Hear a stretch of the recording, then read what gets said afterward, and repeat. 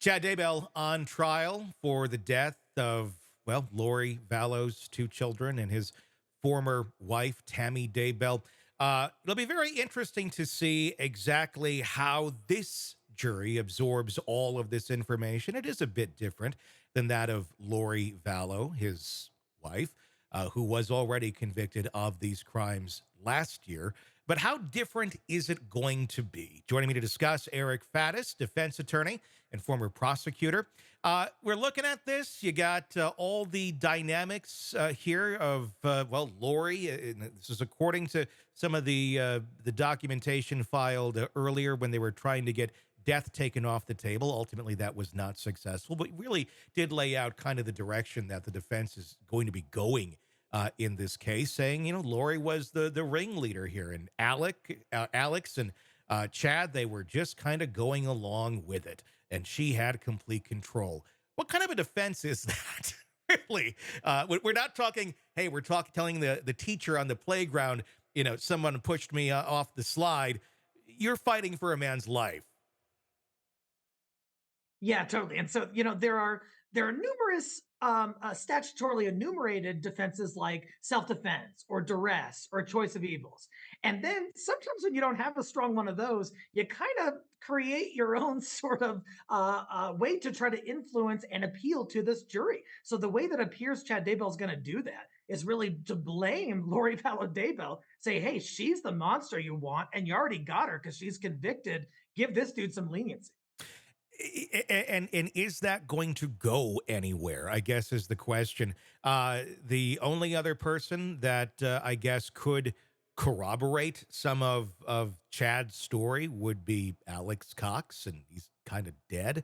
Again, that's another whole conversation right there. Was that suicide? Was that murder? Was that just natural causes? We don't really know.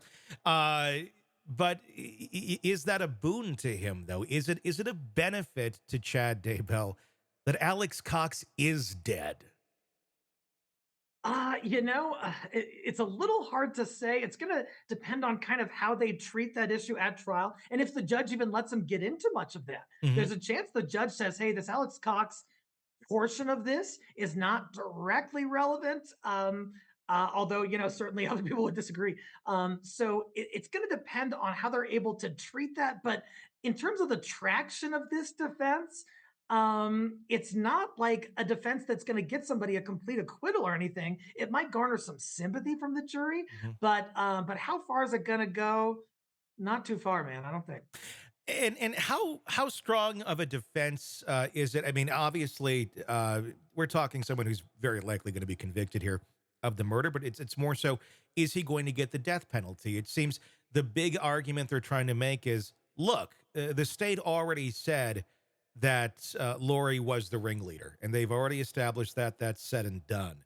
So to go back now and say that she wasn't or I don't know if they're going to say that she wasn't the ringleader, but she didn't get the death penalty. That's for sure. So they're saying it's not fair. Again, we're kind of going back to like playground antics here. This isn't fair. That Chad is going to get it because the state's already said that Lori was more culpable than Chad and Alex both in the deaths of these children. Does it really matter though if it's fair or not?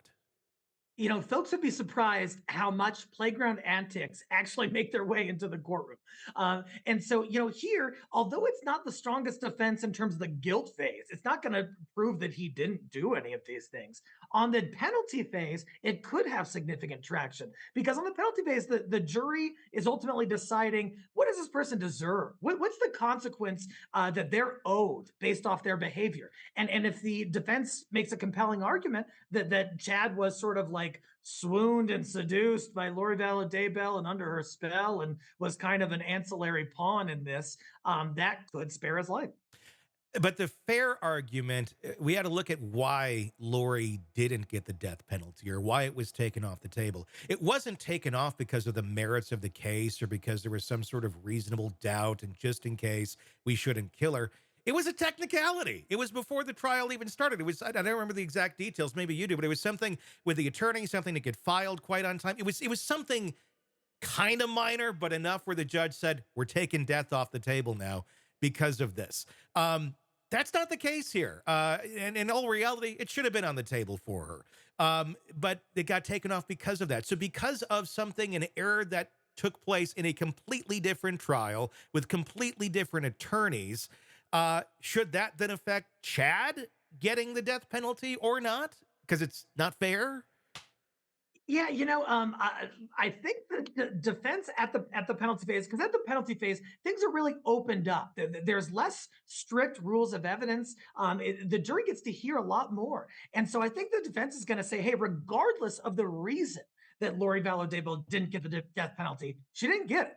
And you can't not give it to her, but who is more culpable, and give it to my client who is less culpable. Just the outcome of that would be, would shock the conscience, and you can't do it. I think that's how the defense is going to play it.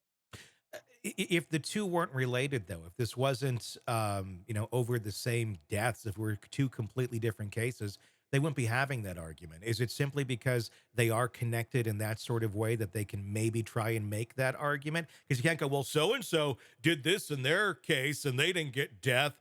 And you can weigh it each way and go, well, and it doesn't always work out that way. It's just how our system works. Totally, it's a great point, and I think the only reason that defense might be able to bring up this point in the penalty phase is because the Vallow Daybell and Chad Daybell cases are so connected.